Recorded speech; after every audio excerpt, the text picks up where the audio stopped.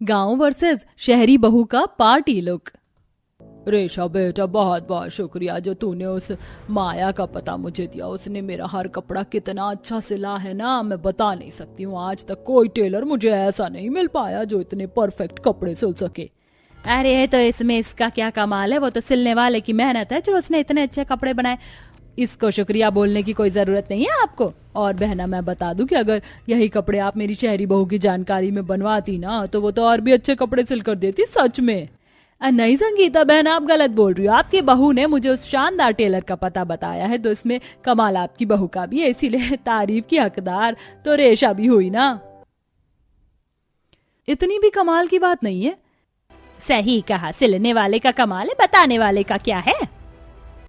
संगीता की बात सुनकर पड़ोसन बस मुस्कुराती हुई चली गई। संगीता एक अमीर शहरी औरत थी जिसकी दो बहुएं थीं, आन्या और रेशा। आन्या उसकी शहरी बहू थी और रेशा को उसका बेटा गांव से पसंद करके लाया था। इसीलिए संगीता रेशा को नापसंद करती थी। पड़ोसन के जाने के बाद संगीता और आन्या भी रेशा के पास से आ गई, जिसके बाद माँ जी को मुझसे क्या दिक्कत है, उन्हें मेरी तारीफ बर्दाश्त ही नहीं होती है। मैं क्या करूं? मेरी कोई अच्छाई भी माँ जी को अच्छी नहीं लगती। आन्या को भी माँ जी की वजह से मौका मिल जाता है मुझसे चिढ़ लेने का। मैं क्या करूं? बेचारी रेशा इस बेवजह नफरत की वजह से परेशान रहती थी। ऐसे ही सिलसिला जारी था। रेशा बेहद ही जिम्मेदार और अच्छी बहू थी, तो वहीं आन्या बस संगीता के सिर चढ़कर बैठी रहती थी। चलो ये काम भी हुआ। अब नीचे जाकर माँ जी के लिए चाय बना दूंगी तो वो भी खुश हो जाएंगी। रेशा ने कपड़े सुखाते ही अपना दूसरा पांव रसोई में रखा, जहां जाकर उसने अपनी सास के लिए चाय बनाई। एक तरफ रेशा इसी तरह एक एक करके घर के सारे काम कर रही थी, तो वहीं दूसरी तरफ आन्या थी जो पूरे 2 घंटे हो गए मुझे इस तरह से फोन चलाते हुए। अब तो मुझे नींद आ रही है, छोटी सी झपकी ले लेती हूँ। आन्या आराम से झपकी मारकर सो गई, तो वहीं उसकी दूसरी तरफ रेशा ने दोबारा सारे घर को साफ कर दिया और फिर वो खाना बनाने लगी। दोनों बहुओं में यही एक अंतर था। एक तरफ आन्या थी जो घर का कोई भी काम नहीं करती थी, तो वहीं दूसरी तरफ रेशा जिसे सारा घर संभालने के बाद भी कोई अच्छाई नहीं मिलती थी। ऐसे ही सिलसिला जारी था और आज के दिन संगीता दोनों बहुओं से बोली, आन्या बहू, आखिर वो दिन आ ही गया जिसका तुझे बेसब्री से इंतजार था। हमारे मोहल्ले में जो हर साल ग्रैंड पार्टी होती है ना, उसकी डेट अगले महीने फिक्स हुई है। पता है, उसमें मशहूर मीडिया और मशहूर और अमीर अमीर लोग भी आएंगे, और तैयारी कर लेना। तू भी तैयारी रखना, और हाँ, ज्यादा पैसा खर्च ना करना। वैसे भी एक गाँव वाली पर वहाँ कौन ही ध्यान देगा। सही कहा माँ जी आपने, दैट्स राइट। एक गाँव वाली पर भला कौन ही ध्यान देगा। आन्या और संगीता की बात सुनकर रेशा उदास हो गई और वो उदास होकर अपने कमरे में आ गई। मेरा भी उस ग्रैंड पार्टी में जाने का मन है, लेकिन माँ जी और आन्या तो मुझे जलील करने का कोई मौका छोड़ती ही नहीं।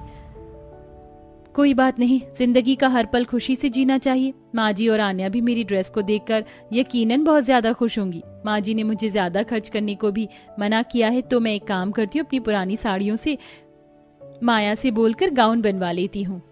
रेशा ऐसे बोलकर अपनी अलमारी से अपनी पुरानी साड़ियां निकालने लगी। वहीं दूसरी तरफ आन्या थी जो पार्टी के लिए ऑनलाइन ड्रेसेस देख रही थी। इस ग्रैंड पार्टी में तो मुझे सबसे अच्छा दिखना है, सबसे ज्यादा सुंदर, लेकिन उसके लिए मुझे सबसे ज्यादा यूनिक गाउन भी चाहिए। अरे मिल भी जा कोई अच्छा सा ड्रेस। आन्या भी ऑनलाइन ड्रेस स्क्रॉल करने लगी, लेकिन उसे काफी देर ढूंढने के बाद भी कुछ नहीं मिल पाया। अंत में नतीजा ये आया कि माँ जी, मैं ना ऑनलाइन ड्रेस देख रही थी, लेकिन मुझे कुछ भी अच्छा नहीं लगा। अब आप मुझे मॉल लेकर चलिए, मैं वहां से ही कुछ पसंद करके लाऊंगी। आन्या के बोलने पर संगीता उसे बाहर मॉल लेकर चली गई, तो वहीं दूसरी तरफ रेशा, माया, मैं ना तेरे पास अपनी पुरानी साड़ियां लेकर आ रही हूँ। तू ना उनसे अच्छा सा गाउन बना देना। वो हमारे मोहल्ले में ना हर साल पार्टी होती है, उसी में मुझे पहनना है। ठीक है रेशा, ले आ, और हाँ ध्यान रखना जितनी भी तेरे पास साड़ियां हो सभी भेज देना। मैं सभी को मिलाकर तेरे लिए अच्छी सी ड्रेस बना दूंगी। माया की बात सुनकर रेशा अपनी सारी पुरानी साड़ियां माया को दे आई। वहीं आन्या घंटों लगाकर बाजार में घूम आई, लेकिन उसे कोई भी ड्रेस पसंद नहीं आया। माँ जी, कोई भी यूनिक सी ड्रेस ना इन लोगों के पास नहीं है। आप घर चलिए, मैं ऑनलाइन स्टोर्स पर ही कुछ अच्छा सा ड्रेस देख लूंगी। आन्या भी खाली हाथ वापस आ गई। ऐसे ही कुछ दिन गुजर गए। हर एक दिन पार्टी को करीब ला रहा था। हाँ डिलीवरी वाले भैया, यहीं पीले घर के पास रुक जाओ। बहू किससे बात कर रही है? माँ जी, मुझे लगता है कि मेरी ड्रेस आ गई जो मैंने पार्टी के लिए मंगवाई थी। मैं जल्दी से लेकर आती हूँ। I am so excited. अन्या ऐसे ही खुश होते हुए अपने पार्सल लेने गई। उसने पूरे 50,000 की ड्रेस अपने लिए मंगवाई। अन्या ने सभी से छिपाकर उसे अपने कमरे में खोला और वाह, क्या डिजाइनर गाउन आया है। इसे कोई देख ना ले। अब मुझे इसकी matching heels, bracelet, earrings, makeup का सामान, हेयर एक्सेसरीज और साथ में नेकलेस और रिंग भी चाहिए। चलो सारे सामान की डिमांड माँ जी से जाकर करती हूँ।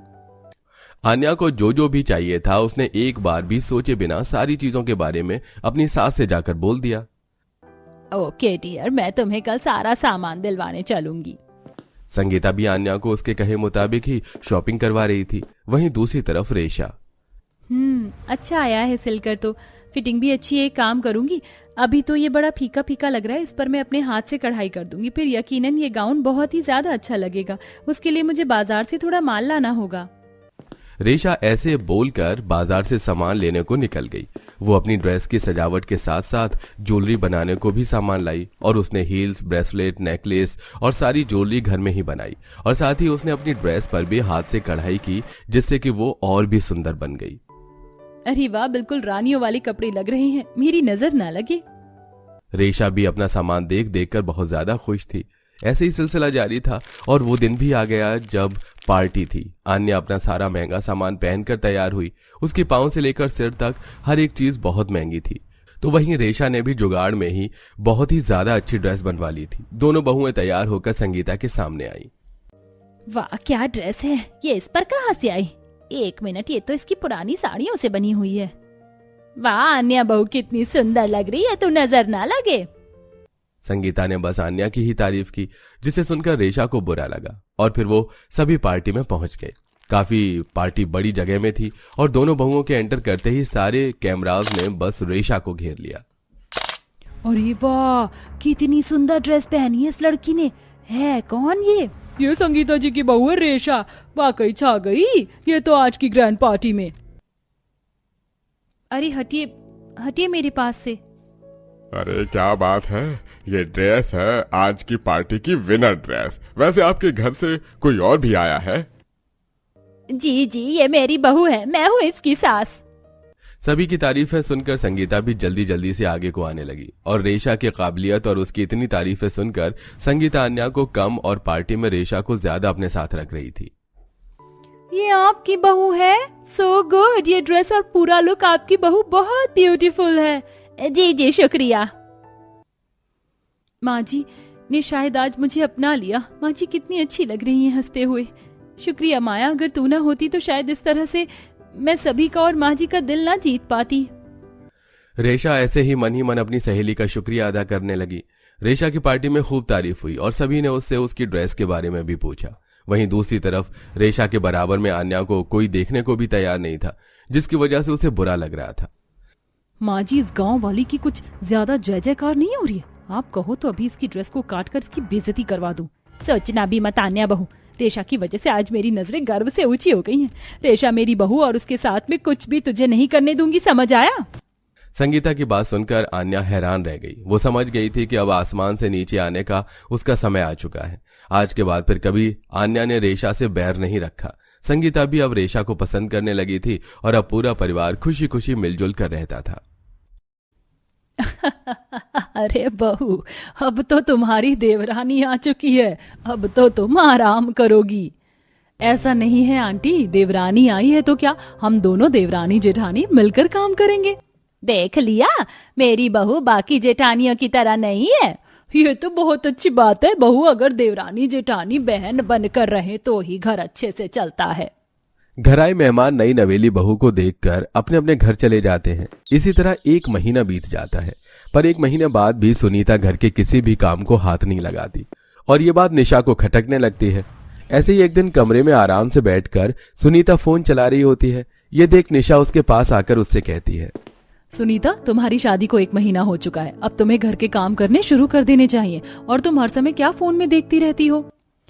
दीदी, काम करने से भला कौन डरता है? आप मुझे बताओ, मैं काम कर दूंगी, पर उससे पहले आप ये रील देखो, कैसे लोग घर से नीला ड्रम फेंक रहे हैं। तुम और तुम्हारी बचकानी रील, अब फोन चलाना बंद करो और मेरे साथ रसोई में चलो। इतना बोलकर निशा सुनीता को अपने साथ रसोई में ले जाती है और उससे गैस पर रखी सब्जी देखने को कहती है और खुद बैठकर आटा गूंथने लगती है। पर थोड़ी देर बाद वो देखती है कि रसोई में खड़ी होकर अब भी सुनीता रील चला रही है। ये देख निशा को बहुत गुस्सा आता है और एक बार फिर वो अपनी देवरानी से कहती है, सुनीता तुम रसोई में खड़ी होकर सब्जी ना देखकर रील चला रही हो, अगर सब्जी जल गई तो। दीदी माफ करना, पर गर्मी बहुत हो रही है, मुझसे काम ही नहीं हो पा रहा। और देखो हर जगह बस एक ही न्यूज चल रही है कि कैसे इस लड़की ने अपने पति को अपने प्रेमी के लिए मारकर नीले ड्रम में रख दिया है। ये सब देखकर तो अब मुझसे काम ही नहीं हो पा रहा है, आप ही कर लो। इतना बोलकर सुनीता सब्जी को न देखकर गैस बंद करके अपने कमरे में चली जाती है, जिसके बाद निशा खुद ही गर्मी से परेशान होकर सारा काम खत्म करती है।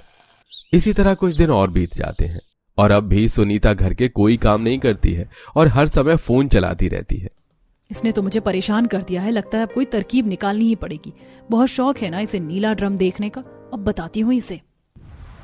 इतना बोलकर निशा स्टोर रूम से 2 नीले ड्रम निकाल लेती है और लिविंग हॉल में बैठी अपनी देवरानी से कहती है, सुनीता अगर फोन में नीला ड्रम देखना हो गया हो तो घर के भी नीले ड्रम को देख लो। हमारा नलका खराब हो चुका है, कुएं से पानी भर के लाना है। जब तक मैं घर के काम कर रही हूँ तुम कुएं से पानी भरकर ले आओ और इस ड्रम में भरो। दीदी भला इस ड्रम का घर में क्या काम?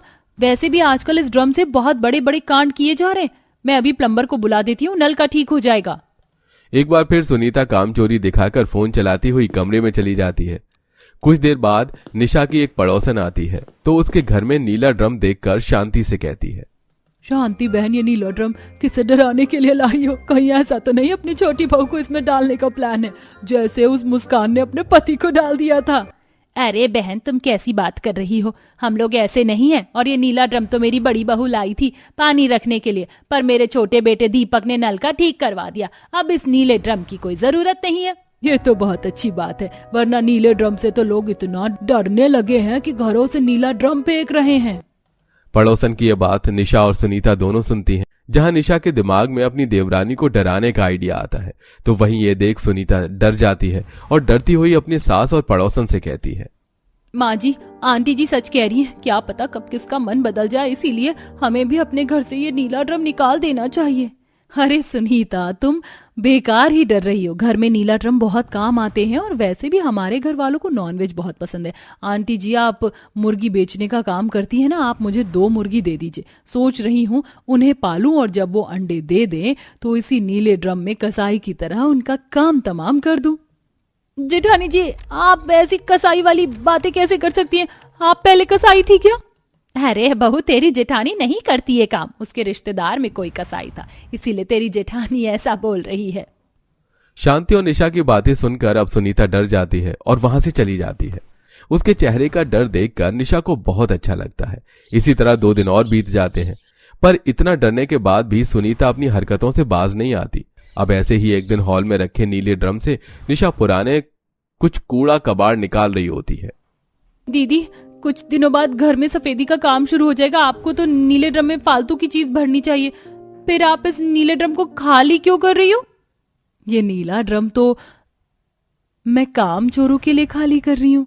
हमारे आसपास कुछ ऐसे लोग हैं जिनसे एक काम नहीं होता। सोच रही हूँ मौका देखकर उसी लड़की की तरह मैं भी उस इंसान को रात में इस ड्रम में डाल दूं, इसलिए खाली कर रही हूँ। दीदी मैं क्या कह रही थी कि आप नीला ड्रम खाली मत कीजिए, जो भी काम फैला है आप मुझे बता दीजिए, मैं कर देती हूँ। वैसे भी पूरा घर बहुत गंदा हो गया है, आज आप आराम कर लो, मैं घर के सारे काम कर लूंगी। सुनीता निशा की इस बात से डर जाती है और रसोई में जाकर जल्दी से खाना बनाती है और कुछ देर बाद पूरे घर की सफाई करती है। अब जैसे ही रात को दीपक घर आता है वो देखता है कि आज उसकी बीवी काम कर रही है। ये देख दीपक घर वालों से कहता है, अरे ये सूरज किधर से निकल आया? आज पहली बार मेरी बीवी रील देखने के बदले घर के काम कर रही है। हाँ तो मैं क्या काम नहीं कर सकती? इतने दिन हो गए, आखिर कब तक मेरे रहते जेठानी जी काम करेंगी? वैसे भी मुझसे पहले तो वही घर संभालती थी, अब कुछ जिम्मेदारी मेरे कंधों पर आनी चाहिए, है ना दीदी? हाँ हाँ क्यों नहीं। कैसे बताओ दीपक जी को, अगर घर के काम नहीं किया तो ये कसाई औरत यानी मेरी जेठानी मुझे भगवान को प्यारा कर देंगी और मेरी लाश के छोटे छोटे टुकड़े करके इस नीले ड्रम में भर देंगी।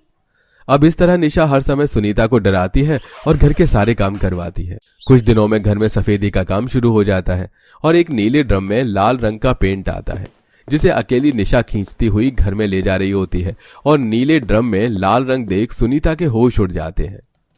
जेठानी जी इस नीले ड्रम पर ये खून कैसा? और आखिर इसमें ऐसा क्या है जो आप अकेली सबकी नजरों से छुपाती हुई घर में ले जा रही हैं? सुनीता, इसमें ऐसी कुछ चीज है जिसे देखकर तुम्हारे होश उड़ जाएंगे। फिक्र मत करो, कल सुबह तक तुम्हें सब पता चल जाएगा। अभी जाकर आराम कर लो। फोन देखने का बहुत शौक है ना? एक काम करो, कुछ देर फोन चला लो। निशा की यह बात सुनकर डरी हुई सुनीता कमरे में जाकर सो जाती है।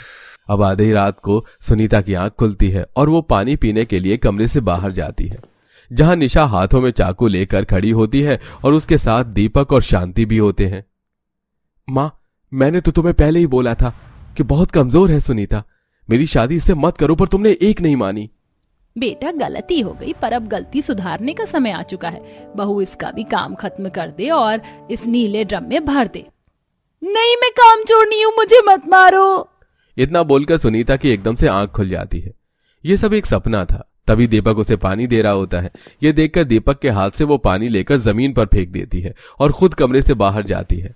दीपक अब सभी घर वालों को उठाता है और घर वाले सुनीता को पकड़ने लगते हैं, जिस पर सुनीता सबसे बोलती है। आप सब छोड़ो मुझे, मैं बहुत अच्छे से जानती हूँ जेठानी जी वो नीला ड्रम मेरे लिए लेकर आई है। और 1 मिनट, ड्रम में पहले ही जेठानी जी किसी का काम दबाम कर चुकी है। अब मुझे इस घर में नहीं रहना, मुझे जाना है। अरे ये तुम कैसी बातें कर रही हो? इस ड्रम को हमारे घर का राशन, कूड़े का सामान, कॉपी किताब और पानी भरने के लिए इस्तेमाल किया जाता है। हम भला किसी इंसान को क्यों रखेंगे और हम तुम्हें क्यों मारेंगे? अगर आप सच कह रहे हो तो आप मुझे उस नीले ड्रम के बारे में बताइए जिस पर खून लगा है। क्या है उस ड्रम में? अरे बहू, घर में सफेदी का काम चल रहा है। उस नीले ड्रम में तेरा फेवरेट लाल कलर है। तूने ही तो कहा था कि तुझे अपने कमरे में एक लाल दीवार चाहिए जिस पर तू अपनी शादी की बड़ी सी फोटो लगा सके। भूल गई क्या? और देवरानी जी, भला मैं आपको क्यों कुछ करूंगी? मैं तो बस आपको डरा रही थी ताकि आप अफवाह पर कम ध्यान दें और घर के कामों पर ज्यादा ध्यान दें। मैं नहीं मानती। अगर आप लोग सच कह रहे तो अभी इसी वक्त इस घर से सारे नीले ड्रम बाहर निकालो और सामान रखने के लिए अलमारी या कोई दूसरा बड़ा स्टोर रूम बनाओ। मुझे अपने घर में नीला ड्रम नहीं चाहिए। अगर तुम्हें नीले ड्रम से इतना ही डर लग रहा है तो ठीक है, हम अभी इसी वक्त सारा सामान नीले ड्रम से निकालकर नीला ड्रम फेंक आते हैं। इतना बोल पूरा परिवार सुनीता का डर खत्म करने के लिए उसी वक्त सारे नीले ड्रम खाली कर लेता है और अब रंग वाला डब्बा भी घर के बाहर रख देता है। इसके बाद सुनीता को चैन आता है और अब वो अपनी चालाक जेठानी के सामने काम चोरी नहीं दिखाती और उसके साथ अच्छे से पेश आती है और फोन में रील और फालतू की अफवाह पर भी ज्यादा ध्यान नहीं देती है।